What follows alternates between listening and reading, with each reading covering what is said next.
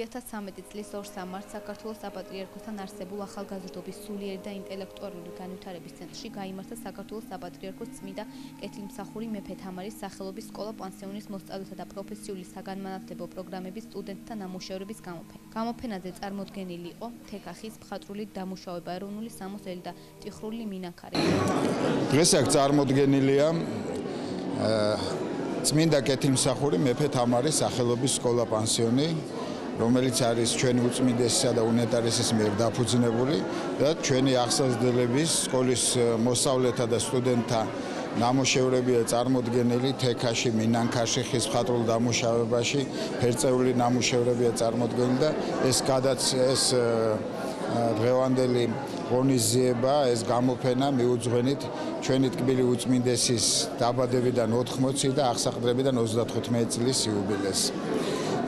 გუშინ საღამოს ლოცვის შემდეგ ჰქონდა პატივი და წყალობა ღვთისა იმისა, რომ ჩვენმა უწმინდესმა დაათვალიერა გამოფენა, დაწვრილებით ყველა ნამუშევართან მივიდა და ჩვენ ვფიქრობ, ჩვენი მოგრძავრებული წვლილი შეგვაქვს ამ საქმეში და მაგრამ მე პირველ რიგში ვამბობ, რომ ეს ყოველივე არის ღვთის დიდი წყალობა და მადლი.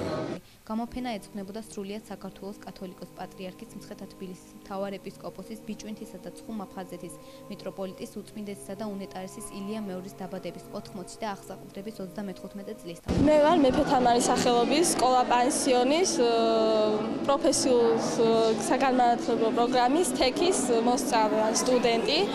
ვამზადებთ ნაქარგებს, რომელიც გუშინ იყო პატრიარქი მობრძანებული აქ და საიდანაც ერთ-ერთი ჩემი საუკეთესო ჩანთა ამოარჩია და აჩუქეს ესე რომ ვთქვათ, პატრიარქს ძალიან გამეხარდა.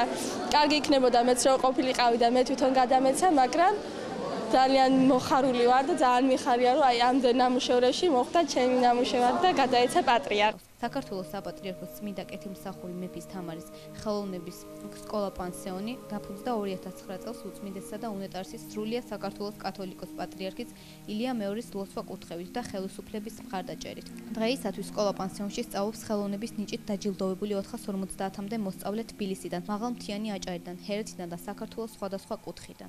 გააკეთა თავიდან ესკიზი და მე რაც არის მინანქრები და ჭედურობა უკვე გააკეთეს მოწაფეებმა. და თქვენ წარმოვიდგინეთ რამხელა სიხარული აქვს მოწაფეს, როცა თავის ნაშრომს ხედავს ხაზზე და ეს ხატი შეეწირება შემდეგ ეკლესია მონასტერს. აქ იქნება სხვადასხვა ასაკის მოწაფეები არიან, ზოგი არის 20 წლის, 19 წლის, 18 წლის, 25 წლის.